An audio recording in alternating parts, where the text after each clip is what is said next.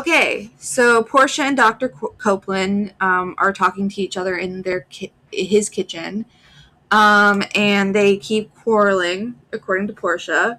They talk about Singer and McKelly on page 103. We have Copeland remembering the first time that he met Singer, and Singer lit his cigarette for him, which he'd never had a white man do before. So he that's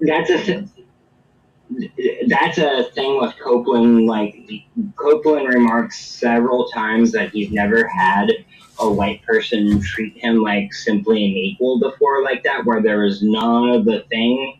And I think that was one of the main things why Copeland thought the singer was listening to him. Right. Yeah. He talks about another deaf mute boy that he delivered as a baby, and then he blames himself for that kid becoming deaf because he never followed up with the mom, and she never took him to the doctor again.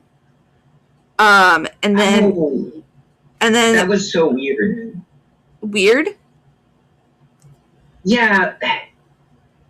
Like, it's not Dr. Copeland's fault that he's a deaf mute, and I feel like this is like speaking out to his character on a greater level, where he feels like the shoulder responsibility that's crushing him, and that's what alienates him from his people. Well, Portia says you always had a great interest in little children. You care a heap more about them than about grown peoples, don't you? Do you think that's a bitter remark? No. I don't think Portia's particularly bitter about anything. She kind of just takes things at face value. Right. So anyway, Portia... What? Random thought. Out of all the characters, Portia would be the trope of the everyman. Portia's the everyman in this situation. She's observing everything from the most neutral standpoint. Well, she's also one of the characters who's well, life is the way that it is, kind of thing. Apart from her desire to go back to the farm, she, in particular, is just kind of I just go to work, I do my job, and that's the way it is, kind of thing. So she is kind of like an everyman in the sense that, she just puts up with the life that she has. Hey, quick question. How many pages is your edition minus any, indexes or anything? Mine is 430. I'm trying to because we have different editions and the pages never match up. Right. 430. Mine is 359, so I need to go 40-ish pages back. So 103 would be page 60-ish. Oh, yep, there it is. Ta-da! Okay, so Portia convinces Copeland to send Singer a letter, even though he's met Singer a couple times. But he's never asked about this particular topic.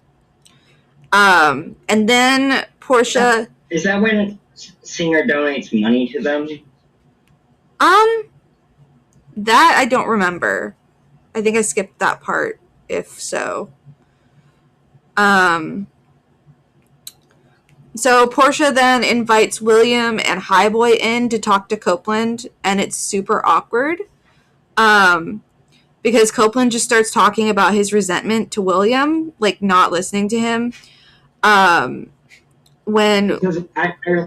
As I remember, like Copeland was reminiscing that he had specific plans for all his children. He's mad at his children because they didn't meet his plans for them. Yeah, he wanted them to be like lawyers and doctors and stuff. Mm-hmm. And so he's like mad that William didn't listen to him as a kid. And then Portia's like, you said you wouldn't quarrel, father. And William, Highboy, and Portia leave after Copeland says sorry. And then Copeland goes back to his books and he reads Spinoza aloud to himself. And this is like what I mean when I say that he has his own whiteness about him, because he's okay with reading Spinoza and Shakespeare and Marx, and even names two of his sons after white men, Hamilton and Marx. And so he's like learning from white people, even though he like resents white people. Like he appreciates like what like the white people that are trying to be smarter than everything and rise above or something. Because that's how I view that. Because like I as a white person like Karl Marx was rich, wasn't he? Who was? Karl Marx. I'm pretty sure he was rich. Hold on. I don't know. My understanding is that he himself was not rich, but he was like you, Mark. He came from rich people, but he didn't have access to those funds so much.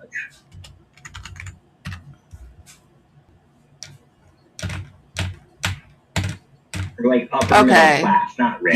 He was upper middle class. Yeah. Which, I mean, I'm not upper middle class. I'm lower middle class was my upbringing. My upbringing was upper middle class. I know. Not upper class, but upper middle class. Yeah, and then Hamilton came from nothing. Spinoza. Let's look at Spinoza. Yeah. I've heard that. So, like, that's a name I've heard, but I have not bothered. Like, I know I've heard, was Spinoza a writer or a poet or? He's a philosopher.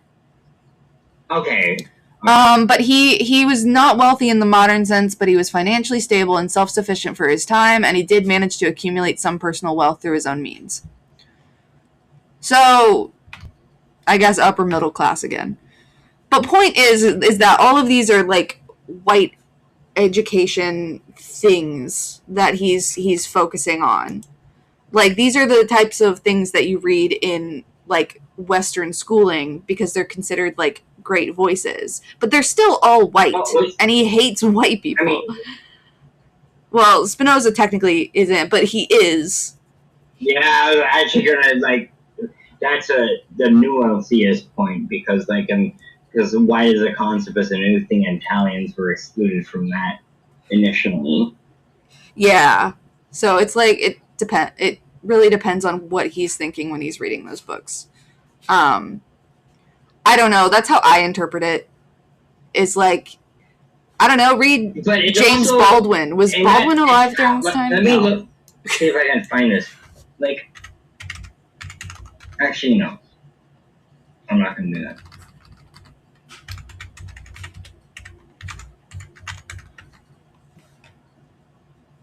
Was Spinoza alive? Baldwin was alive. No, Spinoza wasn't. Oh. Yeah, like, why doesn't he read Baldwin? During the 1930s. Read Baldwin. When did Marx die?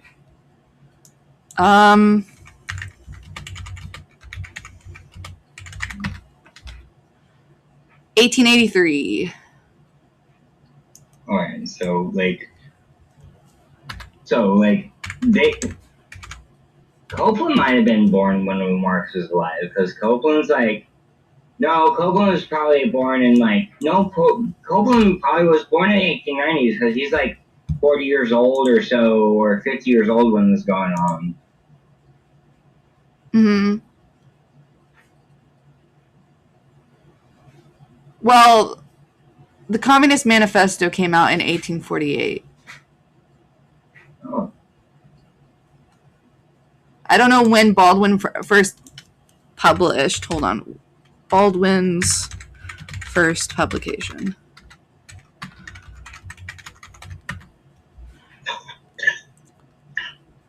1953. Okay, so that's never mind. But he was alive during the 1930s. Okay, well, all right, moving on. Chapter 6. Singer starts getting visitors. So that's Copeland and Mick and Blunt. I don't think Biff is. All met Singer. I don't think. Biff is not a visitor. Biff isn't a visitor yet. I think Biff visited him once, and I don't think they narrate it. I think she just like, and even Biff visited me, or something like. I think of what I remember. Yeah, it's not like a big deal.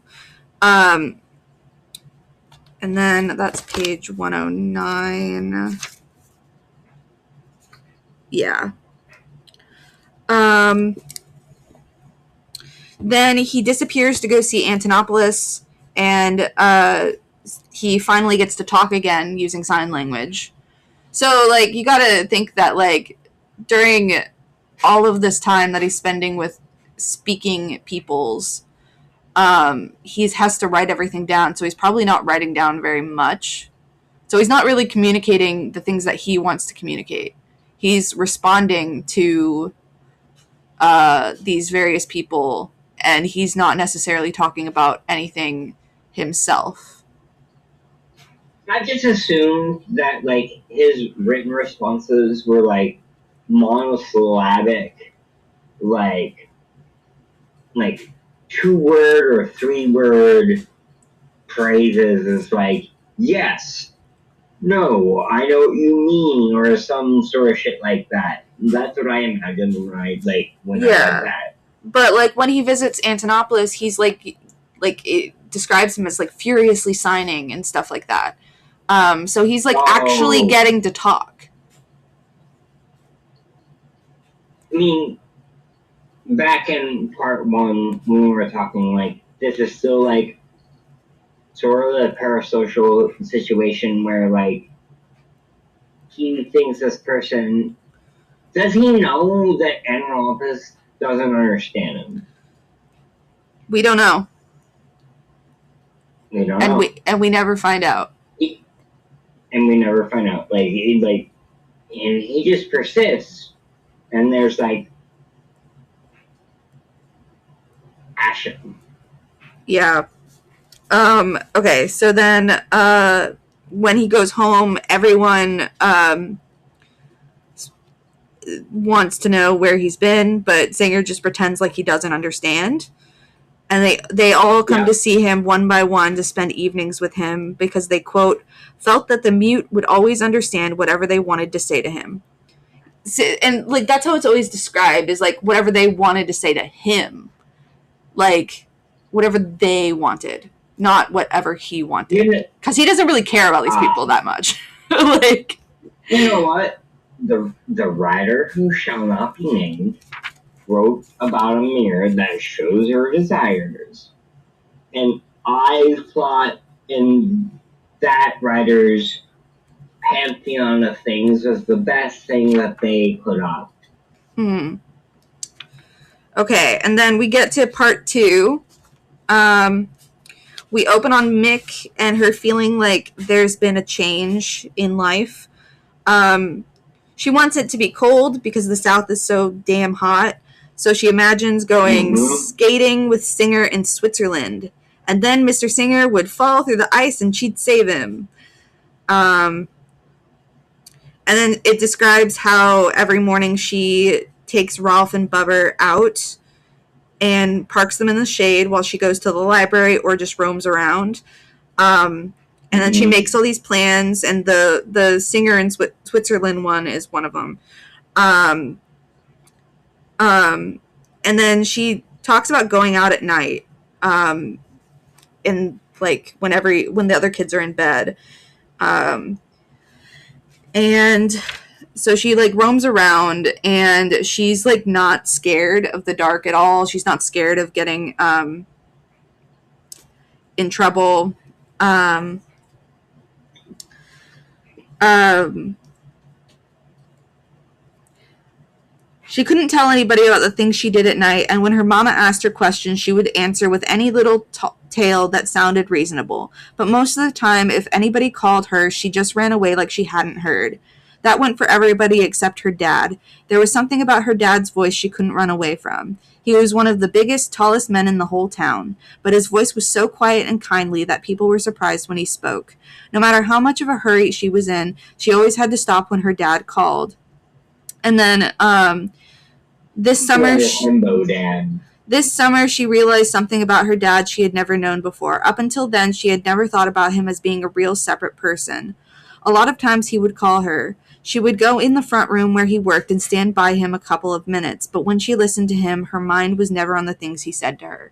So again, we have kids not listening to their parents, just like Copeland's kids. Listening to their dad specifically. So it's like a parallel. And then this particular time, her dad wants to talk to her, so he gives her money, because whenever he drinks beer, he wants to talk to somebody. He says he has a lot of work to do, but that's a lie. He is lonely, and she realizes this as he has trouble starting a conversation. She decides to stay a while, even though she has someplace to be. Again, she's not scared of being out on her own at night like other girls. That's page 122 and 23. She learned a lot about music during these free nights in the summertime, because she would wander around and like hide in people's yards and listen to their radios through the window. And like she would listen to music. I love the envisioning when I read that scene. Like I just imagine like she's just in the garden and she's just sitting there quietly. Nobody's noticing her, and she's hearing something that she's never heard before, and that's like drugs. Well, that's later, actually. So Mick starts listening to people's radios, and then she decides to throw a party for all the kids at school. 126. Promenade. It's promenade. Yeah, a prom. And it just made me look up the roots of what promenades were. And what I found out is that it was literally like a little march that you would do around. And Carson McCullers describes this as it was literally like a parade. And I'm pretty sure they have like similar root words. But it's like, we're together, or we're together. And you walk around. Right. Page 126, it says she was strict with the invitations. No grammar school kids and nobody under 12 years old. She's 13, by the way. We find that out.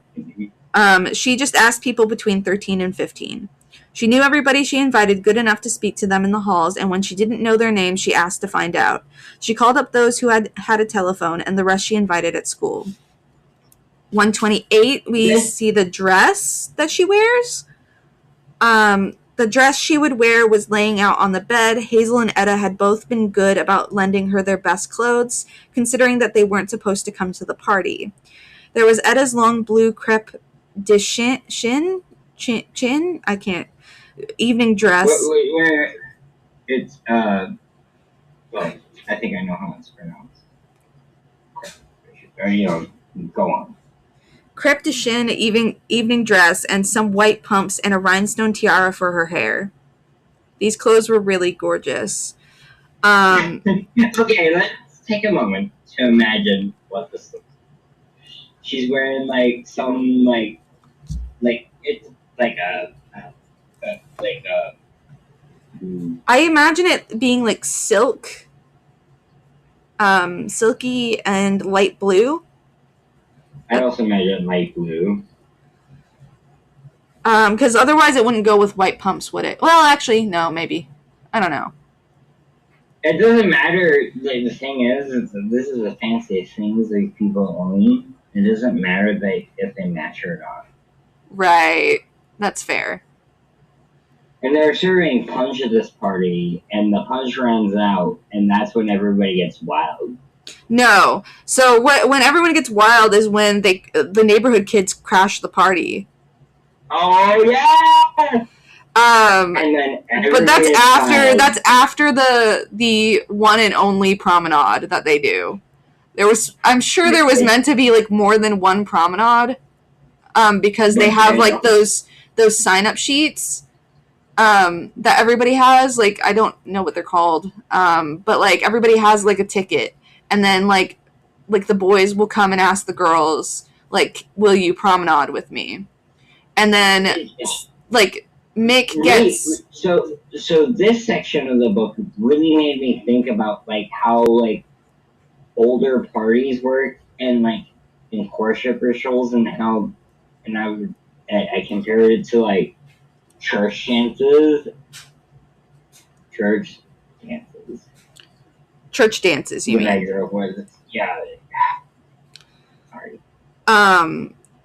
Yeah, so Harry asks her to a promenade. She gets 3 promenades, but she obviously only does one, because when they come back, like, everything's just fucking crashed, the crash party. So she goes with Harry, and he talks about fascism. He talks about how much he hates Hitler. Then she goes, this is when she, like, because the boys are like chasing the girls around with like sticks, and then she loses the tiara, and so she goes and gets changed into her shorts, and she says basically like, this is gonna be the last time I wear shorts, no more. And then she goes and she hides in a side yard to listen to a family radio. And this is 141. 141. One program came on after another, and all of them were punk. She didn't especially care. She smoked and picked a little bunch of grass blades. After a while, a new announcer started talking. He mentioned Beethoven. She had read in the library about that musician. His name was pronounced with an A and spelled with a double E. He was a German fellow like Mozart. When he was living, he spoke in a foreign language and lived in a foreign place, like she wanted to do. The announcer said they were going to play his Third Symphony. She only halfway listened because she wanted to walk some more and didn't care much what they played. Then the music started. Mick raised her head and her fist went up to her throat. So then she's like entranced by Beethoven, and this is the part that you were talking about. And it goes on for a little bit. The music boiled inside her. Okay. And then we get Biff's POV on chapter 2 of the part 2. And Alice gets sick and dies. They remove a tumor almost the size of a newborn child from her body, and then in an hour she's dead. And there is some foreshadowing on page 147. It says, late the next morning, he sat sewing in the room upstairs. Why? Why was it that in cases of real love, the one who is left does not more often follow the beloved by suicide? Only because the living must bury the dead? Because of the measured rites that must be fulfilled after death? Because it is as though the one who is left steps for a time upon a stage, and each second swells to an unlimited amount of time, and he is watched by many eyes? Because there is a function he must carry out?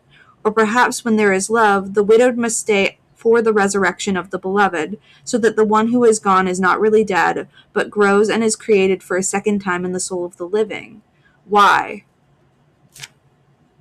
So, yeah, the foreshadowing there.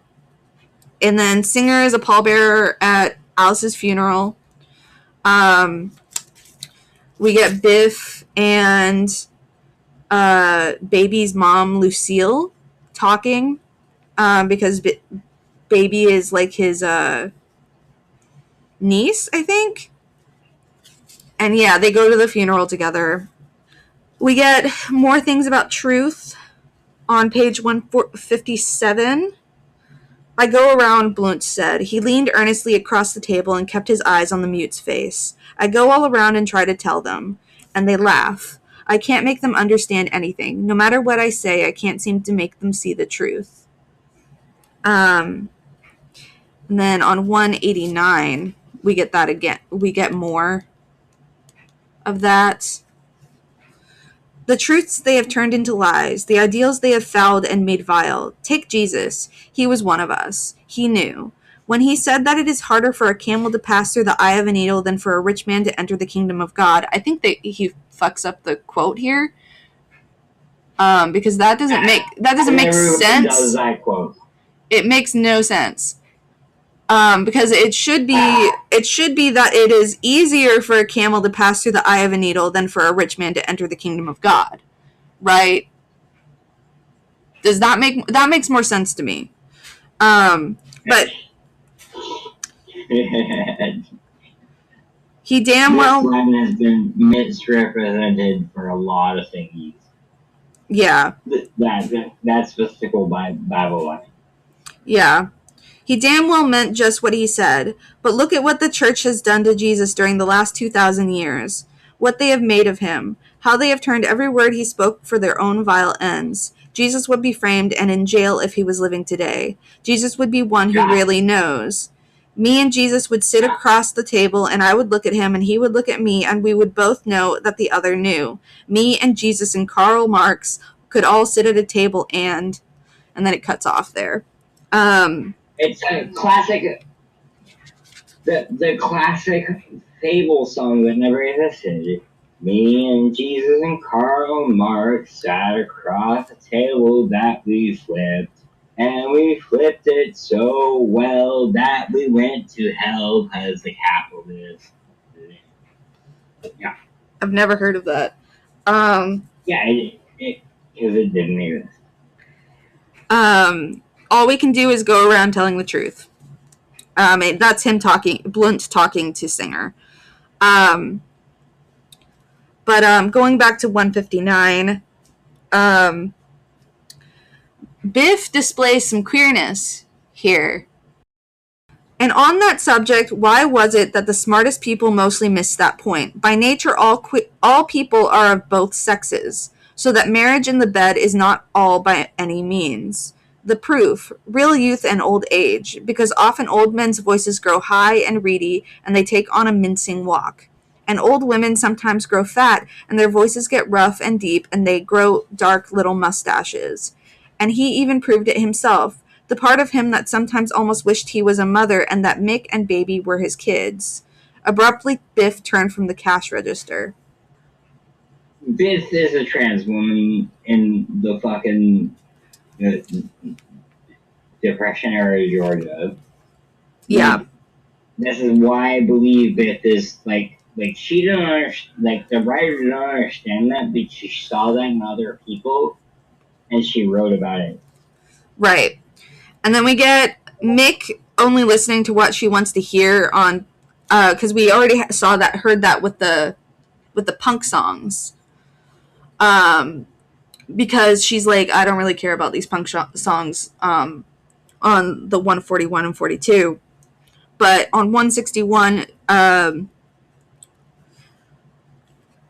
dragnet for lost feelings. Biff folded the newspapers and put them back under the counter. He stood on one foot and then the other. Finally, he called across the room to Mick. You're not listening, are you? Mick turned off the radio. No, nothing on tonight. And it's like, there is stuff playing, you just don't want to listen to it. And so that's kind of like a greater theme of people not listening to each other. Chapter 3 of 2. William gets in trouble. He gets into a fight at a strip club, and he gets arrested and sent to prison. And nobody is happy about that. Mr. Copeland discovers he has tuberculosis, and then there's a family reunion. I he knew. I always assumed he subtly knew he had tuberculosis, because there's like things in the background where he talks about his bad health. Yeah. And he should have only before. Right. Like, he probably knew ahead of time that he had TB. I feel like I read something that, like, was like, oh, yeah, he has TB. But then Portia invites him to a family reunion. She, like, comes to borrow, like, plates from him. And then he's like, yeah, you can take as much as you need. And then she's like, well, I also wanted to ask you a favor. I want you to come to the family reunion at me and Highboy's house. Because, like, Grandpapa is coming in from the farm. And then, like, the sons. And then he's like, okay, sure, I can do that. I'm moving pages. Yeah, and then so he spends time there. He goes, and he reflects a little on it, like, their childhood and stuff. And he's like, the hopeless suffering of his people made him a madness, a wild and evil feeling of destruction. And then at times he drank strong liquor and beat his head against the floor. In his heart there was a savage violence, and once he grasped the poker from the hearth and struck down his wife. And then, like, the kids leave with the mom and go to her father's home. Because the rage made him bad. Yeah, the rage made him bad. I felt like there was a little bit of internalized racism here, because he's like, he keeps calling it the evil blackness. Yeah, but like it turned like, and this is where I get a little iffy about, like, because like internalized racism is definitely a thing, but like, did Carson McCullers understand that, or was she being racist in writing it? Yeah, I don't know. But it feels like internalized racism. It does, and that's how we as modern people, like contemporary people, not modern, contemporary, would like interpret that. Yeah. But anyway, it's because of, like, his thoughts on the matter and, like, his estrangement from his sons, he, like, doesn't fucking say anything at this reunion. And he just, like, gets mad. And he goes, if he could not speak the whole long truth, no other word would come to him. So he just leaves without saying anything. Yeah. Which is how I would react. Like, I also, when I read this, I also connected with Copeland. Like, I'm just like, my situation is different from you, but your reaction to your situation makes complete sense to me, even though I know it's toxic. Right. And then he goes and sees Singer. But when he leaves, he bumps into Blunt. And he gets really mad at Blunt because it's a white man. No, because he remembers Blunt from the first chapter. Oh yeah, and Blunt doesn't remember him. Right, because he, like, takes Blunt to the white restaurant. Yeah. Blunt takes him to the white restaurant and just puts him in a situation because he thought Blunt was interesting and was speaking the same truth that he was. So he followed Blunt from minute to minute, and Blunt and this was a theme between these two relationships where they had, like, similar understanding of what the problem was, but Copeland was understanding it from black man's perception, and Blunt was understanding it from a poor white man's perception, and Blunt just like, whoa, like, is just like, eh. Blunt was in the wrong. Like, Blunt should have been like, but because Blunt was also a disenfranchised, intelligent white person, was caught up in his own rage to understand how other things existed. Yeah. Okay. So then Blunt talks to Singer about how he wanted to be an evangelist and then drove a nail through his hand. And there's, like, this is Christian imagery that shows up later after Singer's death on page 407. Where is it? Yeah, so at the corner of the next block, he ran into Sims. The old codger was sitting on a box with his Bible on his knees. There was a tall board fence behind him, and on it a message was written with purple chalk. He died to save you. Hear the story of his love and grace. Every night, 7:15 p.m. And it's almost implied that, like, in this moment where Blunt sees this sign, that it was Singer who's kind of been put on this pedestal. Like, if you kind of think about it, it's like as if, like, Singer is Jesus and everybody's following him, right? I did kind of like feel that was like part of the thinking that was going on here. Yeah. So, like, anyway, Blunt goes home, and on his way, so we get more biblical stuff here. 191. On the wall, a message was written in bright red chalk, the letters drawn thickly and curiously formed. Ye shall eat the flesh of the mighty and drink the blood of the princes of the earth. And then he's like, okay, I want to talk to this person. And he's like, whoever wrote the above, meet me here tomorrow at noon, Wednesday, November 29th, or the next day. Oh. And the guy never shows up. Whoever wrote it, doesn't show up. Okay. And then we get Mick's POV. She's been practicing piano in the gym in her spare time. A girl named Dolores, who came to her party, helps to teach her. Mick has what she calls an inside room and an outside room, and that is her mental facility. She introduced this in like the second chapter, I think.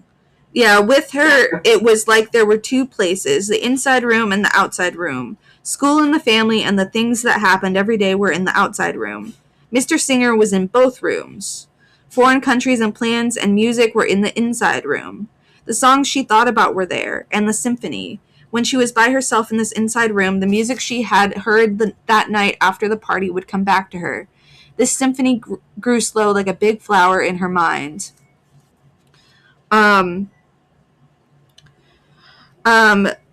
Then we get Bubber.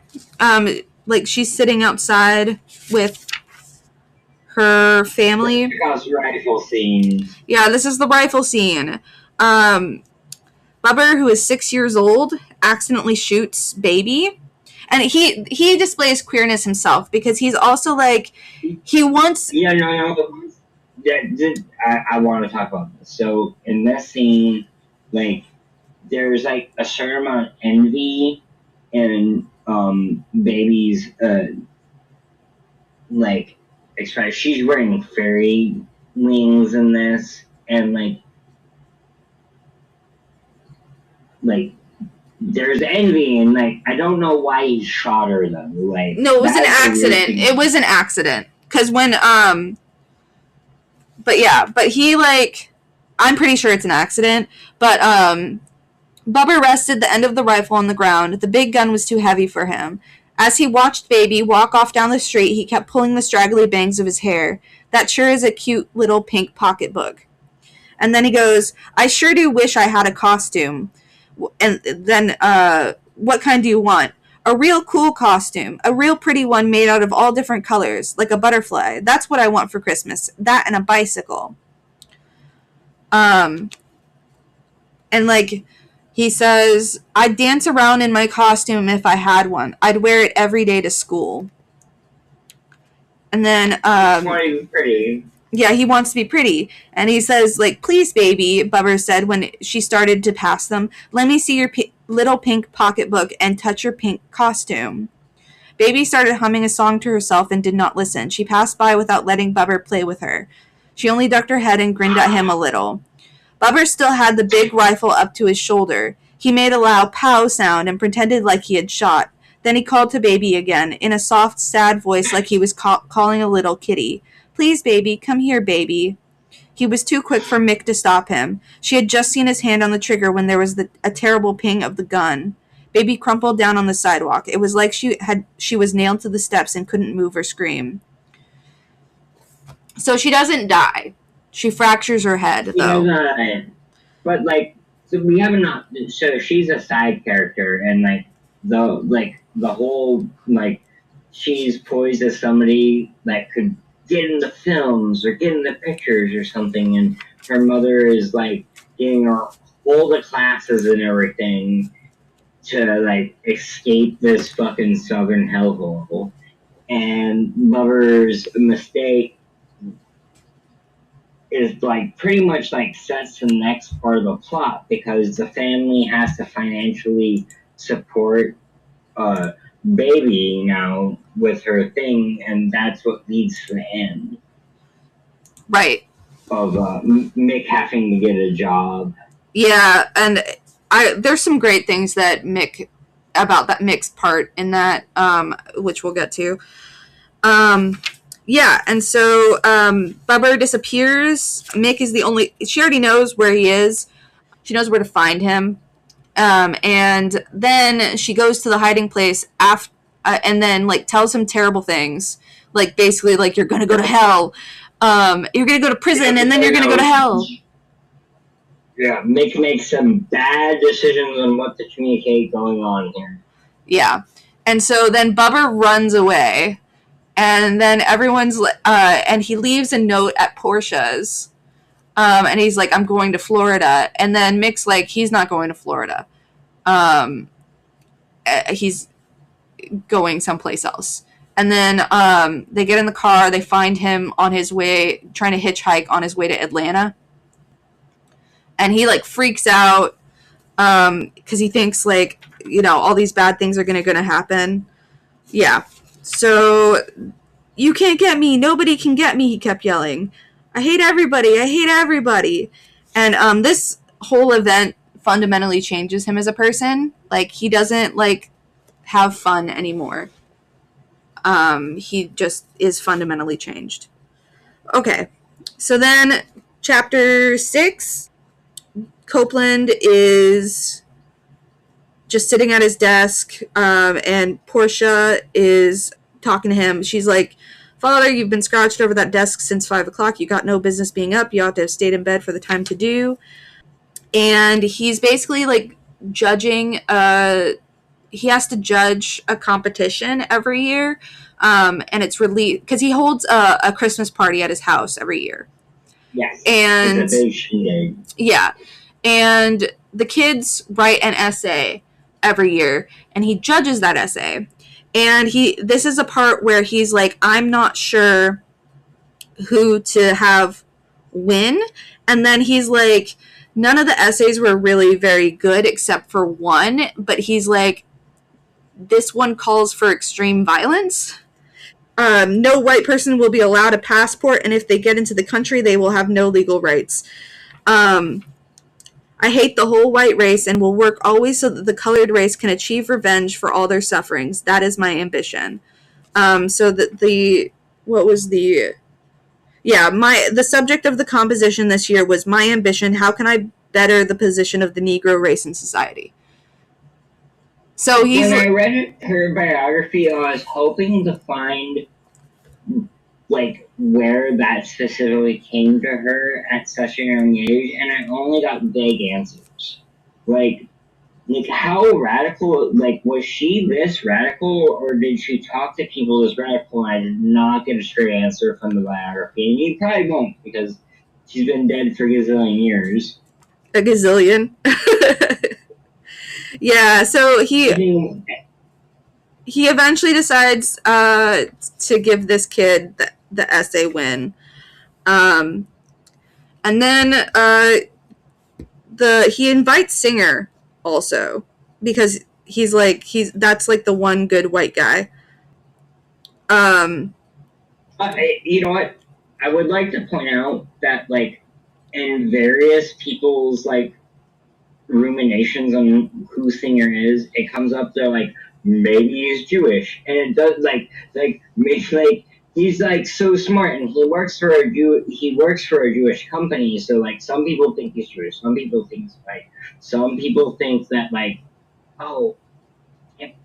there was like another wackier theory that like in the narration that comes out, but go on. And there is a prize for this essay. Well, no, there's like gifts.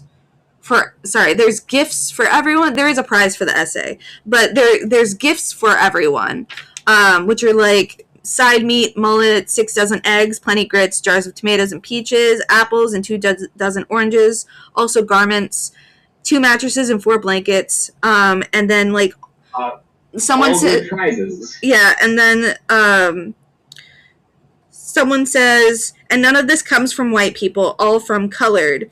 No, said Dr. Copeland, that is not wholly true. Mr. Singer contributed a check for $12 to be used for coal, and I have invited him to be present today.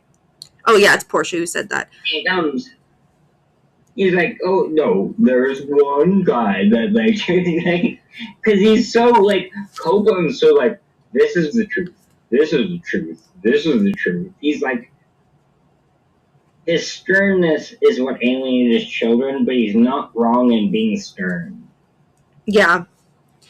And then once everyone is assembled, he delivers a speech talking about Marx and the importance for education for Black people.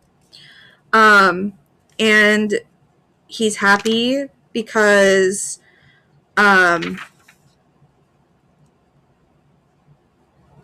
yeah, he's happy because he can finally like communicate with everybody, but and it can have effective communication.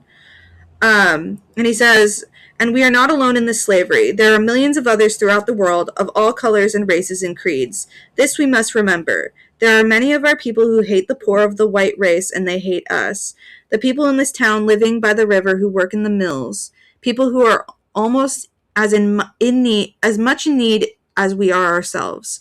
This hatred is a great evil, and no good can ever come from it. That's what this is kind of like his way of combating what is said in the good essay, because he wants to communicate that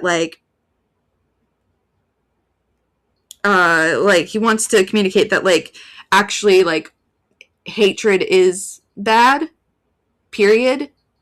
Even though he also hates white people, so it's kind of like interesting that he says that at all. So yeah. Attention, he called. We will save ourselves, but not by prayers of mourning, not by indolence or strong drink, not by the pleasures of the body or by ignorance, not by submission and humbleness, but by pride, by dignity, by becoming hard and strong. We must build strength for our real true purpose. So, yeah. And then he worries that his guests will not remember his words. So then Singer misses Antonopoulos, and he's like he writes all these letters to Antonopoulos, and he never sends the letters. Like, I feel like he doesn't send letters because it's not the sending you them. This is still like I'm just talking to you, but it doesn't matter if you listen. He does not understand that. Though he does visit him again. Yeah.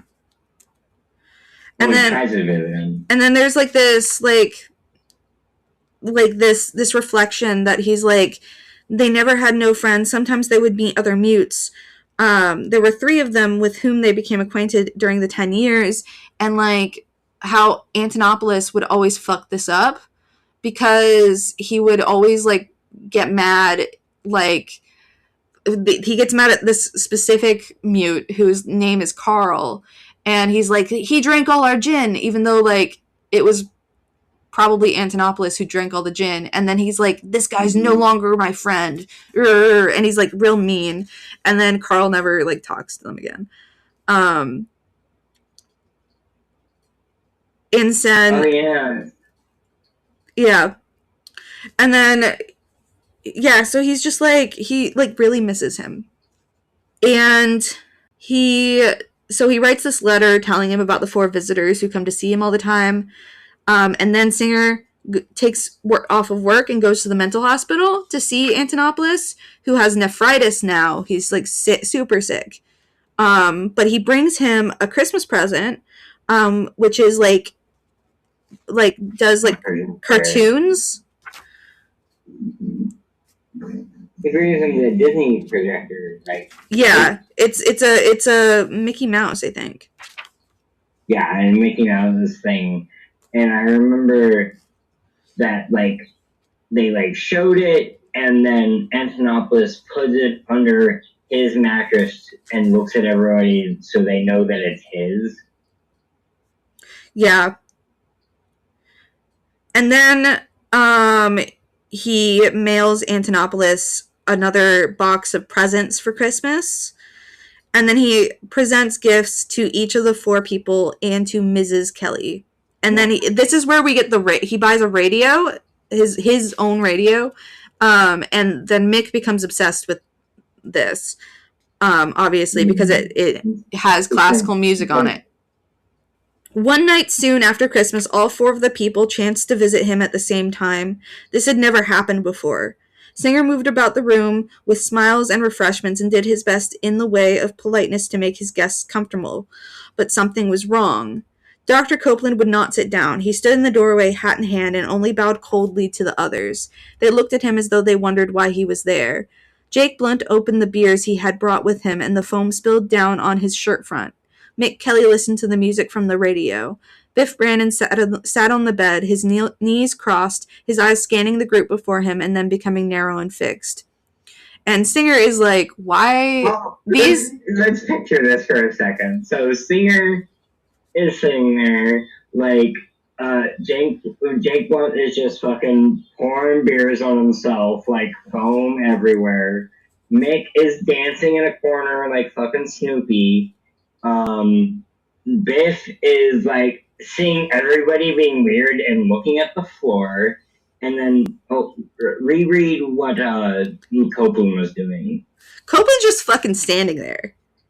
He's just standing in the doorway. He's mad that Blunt, because he's mad that... So Blunt doesn't remember Copeland. Copeland is furious at Blunt. Yeah, but he's also mad... What's going on? But he's also mad that other white people are there. He doesn't know these white people. He doesn't care about them.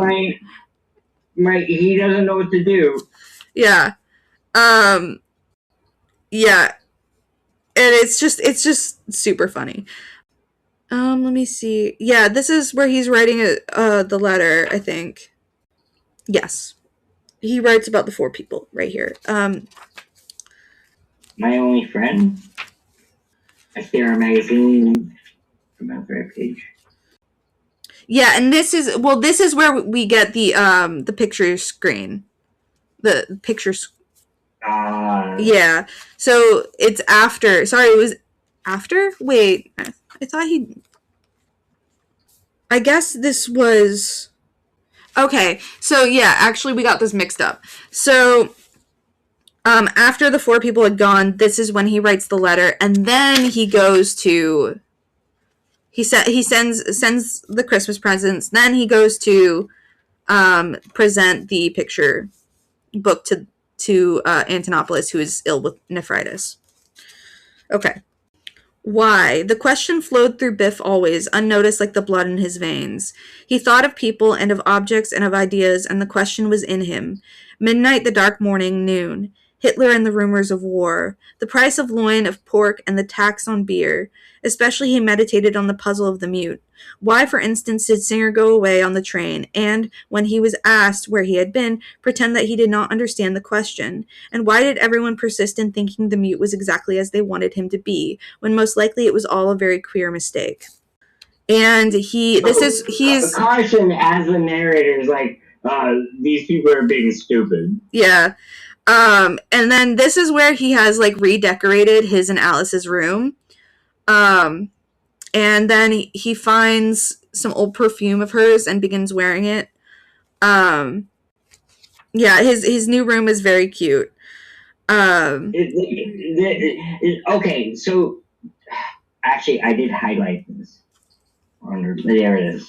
Okay, this is in the first chapter. Something about Biff.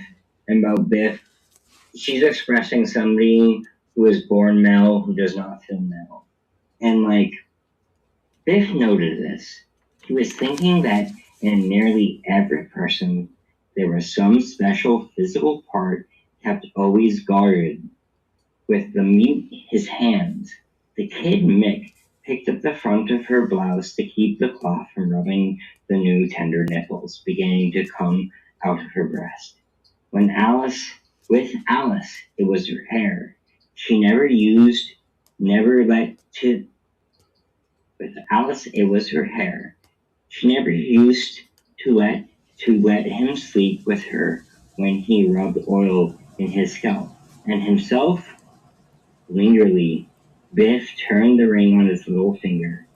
Anyway, he knew not what it was not anymore. A sharp line cut into his forehead.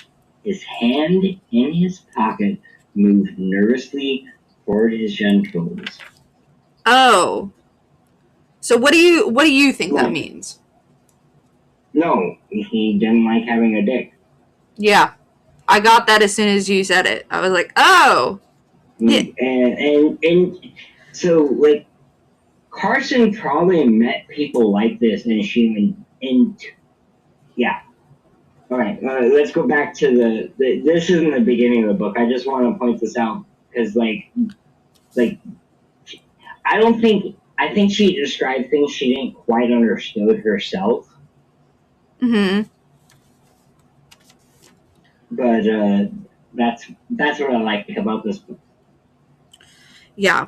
And then Lucille and Baby come to visit him. Baby is still bald from her surgery, and she has just come from Sunday school, and she like pouts, and when her mom is like, "Say the verse from the Bible you learned for your Uncle Biff." Jesus wept, she said finally. The scorn that she put into the 2 words made it sound like a terrible thing. So she's in a really bad mood. And her mom is having trouble managing her because she feels terrible. Um, so I thought her mom was like just mad about the situation. Like she's like, I had a fucking meal ticket here with this pretty kid, and now my kid's been mutilated. right, it is very unfortunate. Like I think that there's tragedy in that. I mean, this whole book is just like, doesn't this suck? Doesn't this suck? Doesn't this suck? And I like it. I like this book about that though. Yeah. Like the criticism blog that I read about it, he was just like, everything's negative. That's why I don't like it. You never had a sad day in your life. Right. So then Biff thinks about like adopting a couple of kids, a boy and a girl about 3 and 4 years old, so they would always feel like he was their own father, their dad or father. The little girl like Mick or Baby at that age, round cheeks and gray eyes and flaxen hair, and the clothes he would make for her, pink crepe de chine frocks and dainty smocking at the yoke and sleeves, silk socks and white buckskin shoes, and a little red velvet cloak and cap and a muff for winter. The boy was dark and black-haired. The little boy walked behind him and copied the things he did. In the summer, the 3 of them would go to a cottage on the Gulf, and he would dress the children in their sunsuits and guide them carefully into the green, shallow waves. And then they would bloom as he grew old, our father, and they would come to him with questions, and he would answer them. Why not? So yeah, he's like he really wants his own kids, and it's kind But of yeah, but he phrased it like a mother because he had a wife. right, And right. they talk early on, she talks around again. Carson talks around things in a poetic way that makes it interesting, but when people talk to me that in real life, it's frustrating as hell. Right. And then we get chapter 9. Mick is taught like we get Mick's perspective, and it's starts off. She never even had a nickel to herself anymore. They were that poor. Money was the main thing. All the time it was money, money, money, and that's foreshadowing. And then she has begun to start writing music. In a notebook marked on the top with a red crayon saying "Private, keep out, private," and tied with a string. And she would just write them down, and then she hides it in her hat box. Like where I guess that's where the ukulele was, right? Mm-hmm. and she hangs out with Harry. That's where that sort of thing happens. What sort of Where, thing? well, they eventually go on the bike ride and they end up kissing. and they have sex. She doesn't outright say it, but they have sex, and that's what his I awkward thought note they is just about. kissed. Like, no, they had sex at the lake when they went on the bike ride. They definitely had sex. Huh. That's what his awkward note was about. Like, because he was concerned that he impregnated her, and that's what his whole note was about to her. Oh, okay.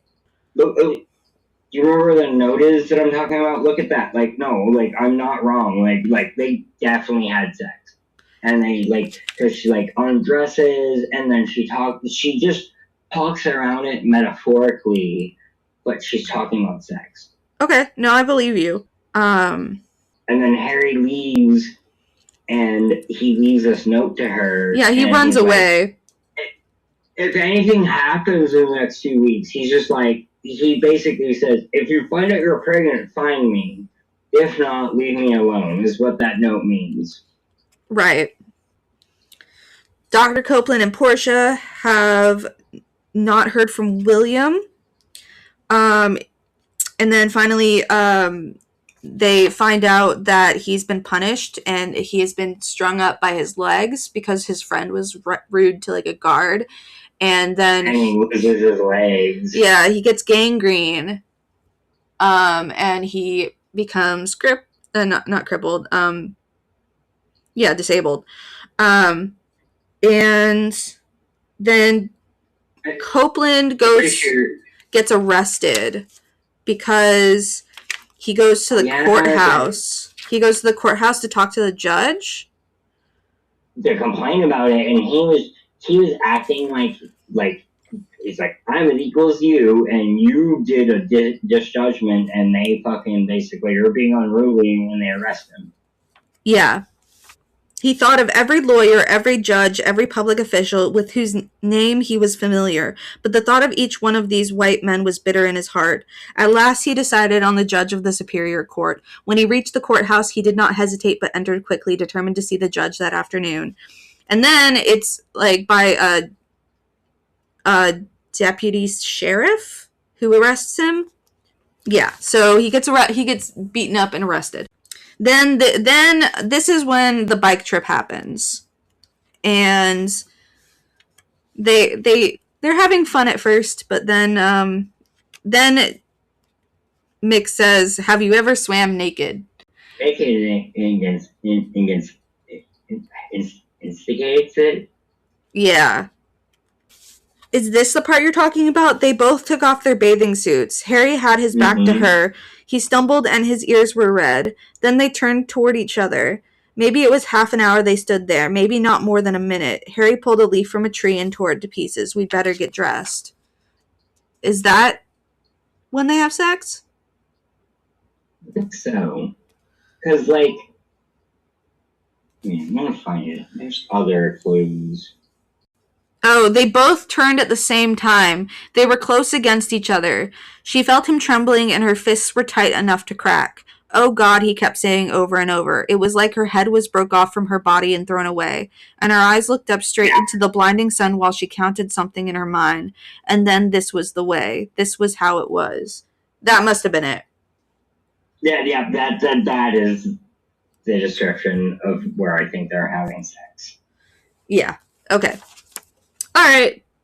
And then Harry runs away from home because he's like, as they're like, they go back home and he's like, if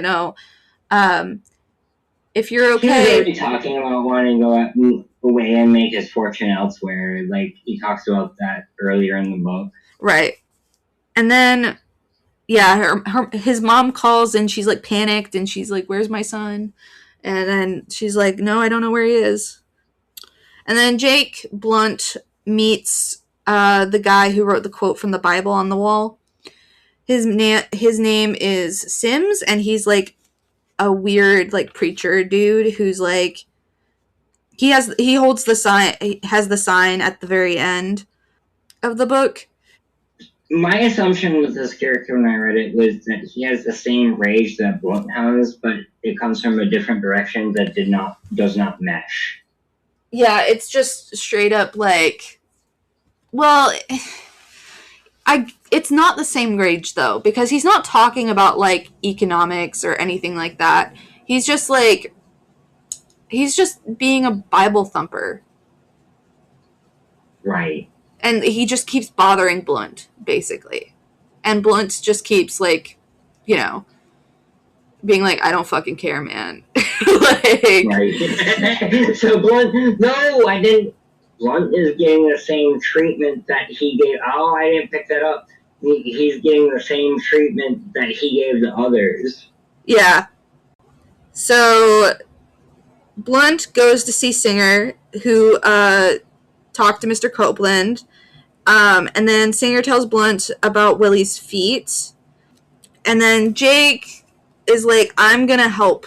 Or Blunt is like, I'm gonna help if I can. But of course, he goes to Copeland's house and he does fuck all. He just, yeah, this is. He's there for a minute too, and that's where the argument happens. And like, because he goes with Singer. Singer and him go together. And then Singer fucking leaves because he's like, I'm done. I've seen Dr. Copeland. I'm good. And then Blunt's like, where do you... a French exit. Blunt is like sitting there getting drunk and like being fucking annoying and like not understanding, you know. And all the people are just like, what's this honky doing here? Like, yeah, what is he doing? And then this is where he's like, because there's two other black guys there, Marshall Nichols and I can't remember what the other guy's name, John Roberts, and they're Copeland's friends, and they say something like, as we were remarking a while ago, it is important not to impair these amicable relations, but to promote them in all ways earnestly possible. We members of the colored race must strive in all ways to uplift our citizens. The doctor in yonder has strived in every way, but sometimes it has seemed to me like he had not recognized fully enough certain elements of the different races and situation. And then, impatiently, Jake gulped down the last swallows of his wine. Christ's sake, man, speak out plain, because I can't understand a thing you say. And so this is where we start getting him, like, not understanding, like, the black situation at all. And then he goes into Copeland's room, and Copeland's like, get the fuck out. And he's like, no, man. And he goes and sits on the chair. He goes and sits on a chair. Literally what it is. He sits on his fucking bed. And then he's just like, yeah. And then he's like, they start talking and they start arguing. And this is the really good section where he says the South is fascist, I believe. Yeah. And their conversation's really good. It would recommend it to everyone to go read. But then they start fighting. Yeah, so they're fighting about Marxism and how to change society. And then we get to where it's almost as if Copeland dies. When you read it, it seems like he has, but really he's not dead. He just like got really sick from the argument. And like but he's fine. And then we get Mick's perspective, and she has been following Singer around, like basically stalking him. She's just like kind of infatuated with him in a weird way. And she talks about how her dad can't get more watchmaking business, even though he like tries advertising and stuff and it doesn't work. He like, it's really sad. He like gets dressed up in a suit after he like puts his sign all up around, and he's like expects that people are gonna like show up and get us. And he's so disappointed. These are the little things that I love most about it. It's just like it's so sad. It's all some sitcom-ass shit. Yeah, and yeah. So then that happens. And then she gets the letter from Harry, and it's fine. She sends back okay, like he wanted her to. Then we have Hazel being like, hey, Mick, there's a job at Woolworths. And then Dad's like, It goes all downhill. yeah, their dad's like, anything I could do were just for girls. And it's just for a girl because they only employed women in those kind of positions. Because one of Mick's other siblings got sick, and so they have less income, and they owned their building that they had renters to, but because of the money they owed because of the Chekhov's gun situation, they had to mortgage. They had to sell their house to. It's a Chekhov gun. So now they're mortgaging. I didn't pick up on that. What did you say? It's a Chekhov gun. It's a literal Chekhov gun. It was a literal Chekhov gun. Yeah, no, as soon as they said, oh, this toy gun, I'm like, Chekhov's ghost coming up to haunt everything around us. But, like, and she did read a lot of Russian literature before this, what I learned from biography. Like, she read a ton of Russian literature. I'm sorry, it's just really funny that it's, like, that can't be an accident. That can't be an accident. It's not an accident. Like, and she literally read a ton of Russian literature before this. Like she read so many books when she was a kid. It's crazy how many books she read. Yeah. So anyway, they're like, no, we don't want Mick to take the job. She's too young. She should finish high school. But then Mick's like, she's like imagining like one day I can buy a piano, right? With that money. And then she's like, well, even though she knows that, like, if she takes the job, it's just going to, like, she's never going to be able to lose the job. Yep. She knows deep down. That's pretty much how the book ends. Yeah, and then, like, hold on. It's, $10 a week. So it starts out on wait. So she has to quit her extracurricular activities, and then she has to quit school. Yeah, well, she knows that. But before all that, Singer goes back to the asylum to see Antonopoulos. And he's got all these gifts and presents and stuff, and he's like, yeah, I want to see my friend. And then people are like, and he, like, can't find his friend. And then he goes to a guy, and he's like, where's my friend? And he's like, he writes down that he's dead. And so Singer is very, very upset. And then I believe he finds two other death, and before he goes back home, there's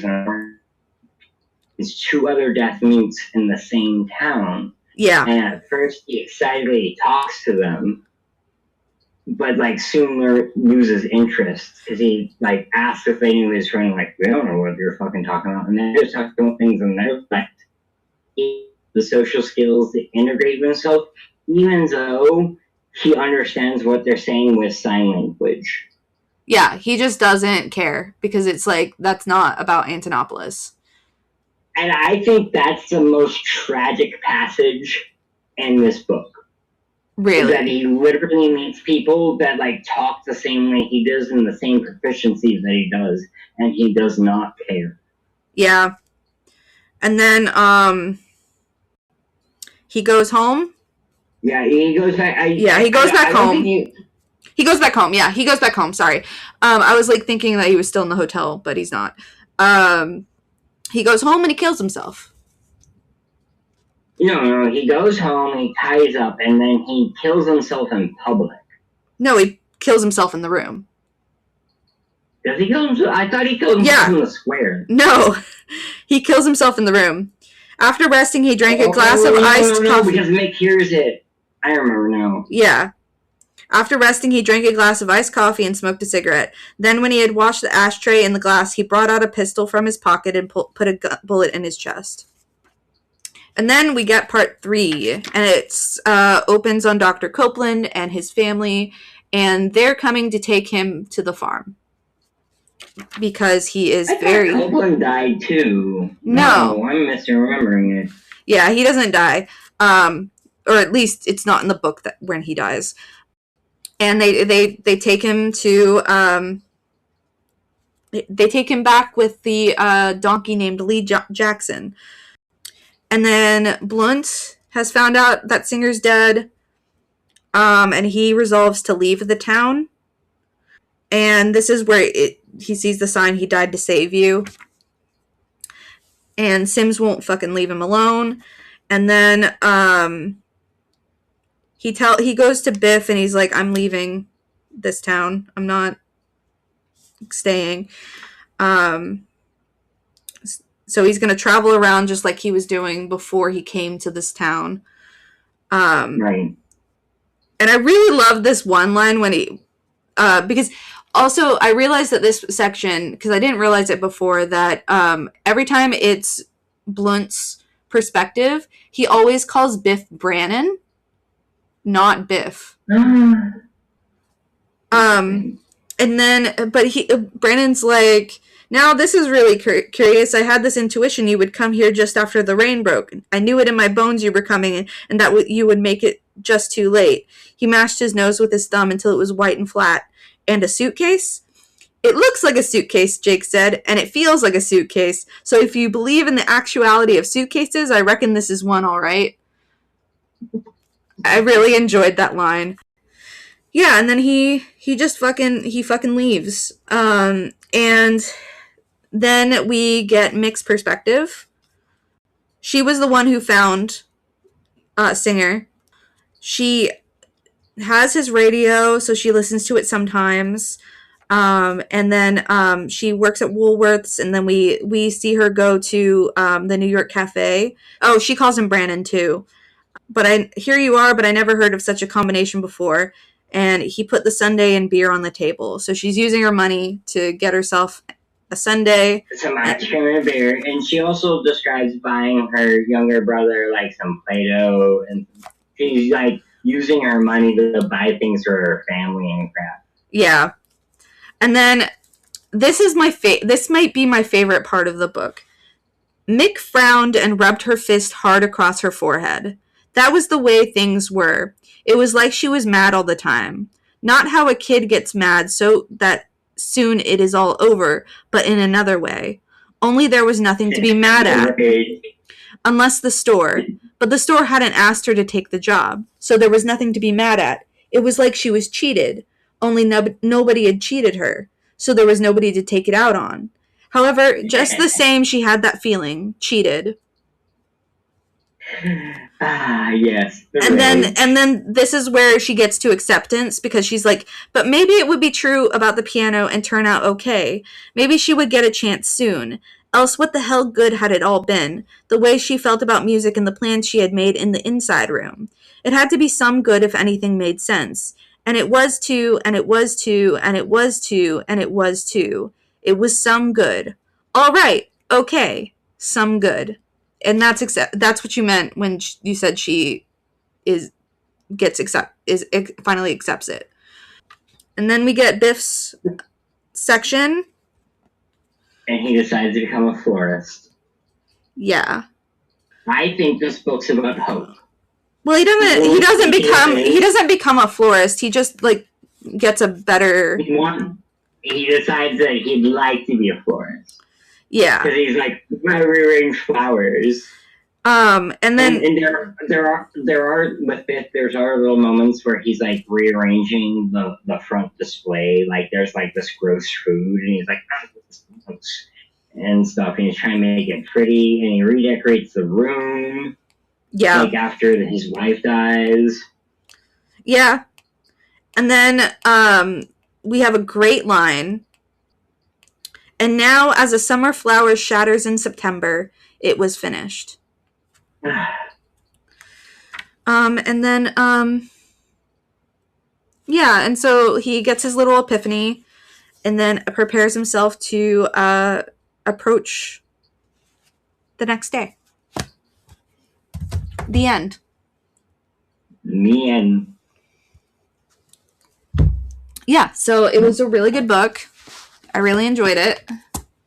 It was very long. Yeah. because there was just so much That's going not on. that long. Well, it was long in the way that, like, I mean, we're at 1 hour and 26 on top of the other stuff that we talked about. Right. It is like a few hundred pages long, and it is like dense and prose heavy. So those are what I call like chunky or like literature you have to chew a bit. Like literature you can slurp. There's literature you can slurp, and there's literature you have to chew.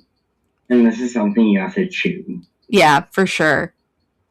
But I enjoyed it. I really liked mix for commentary on like just like her own struggle of just like, this is my life now.